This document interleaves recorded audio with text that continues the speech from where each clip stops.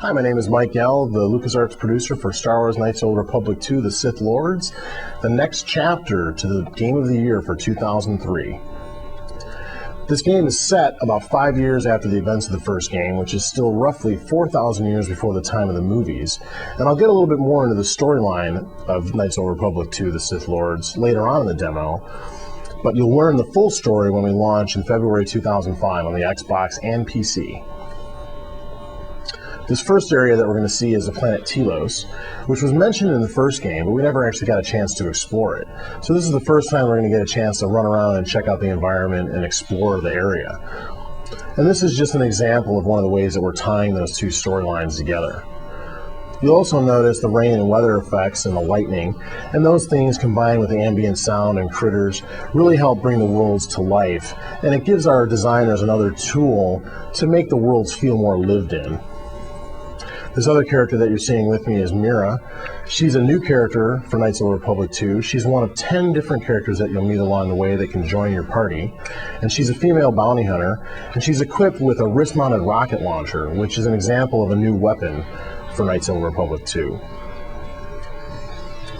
The planet Telos is one of 7 worlds that you can explore, and this outdoor environment is just an example of one of those areas. So there may be interiors and maybe underground areas depending on the world you're on, but there's a variety of environments within each world.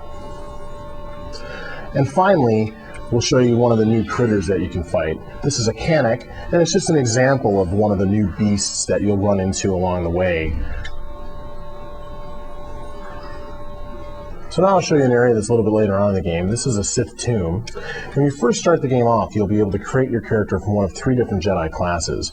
And you'll learn very early on in the story that the galaxy's in really bad shape. There's several Sith Lords that are hunting you down, and they've hired hundreds of Sith assassins to come after your character because they believe that you're the last of the Jedi Order. Since I've also gone a little bit later in the game, I also have a new character. This is a female Jedi, and as you can see, she's kind of evil. So her skin has changed and she has a different robe. And this is just to demonstrate the fact that we can make those choices throughout the game to turn your character good or evil. You won't see an instant switch to the dark or light side, but it'll be subtle as you go through the game. We'll also be able to affect the characters in your party. So not only will your main character begin to show effects of the dark and light side of the Force, but so will characters in your party. We've added over 60 new feats and force powers to the game. This is an example of one of them called Force Sight. This allows you to see through doors and also see the alignment of characters around you. So my character is glowing red, that means that she's evil. The other characters are gray, which means they're neutral. And if they were good characters, they'd be glowing blue. And this is useful if you're in an area like a cantina or a crowded marketplace and you want to use that to get some pre-sight into what's going on next. You might find an evil merchant or something that you can talk to.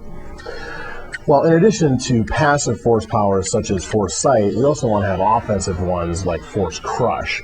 And Force Crush is a very evil force power that allows you to literally pick up and crush an enemy with the power of the Force. You can see them lifted off the ground and then take massive damage from that attack. And then finally, we have those choices in dialogue to let you choose dark and light side, but we also have the awesome lightsaber combat from the first game.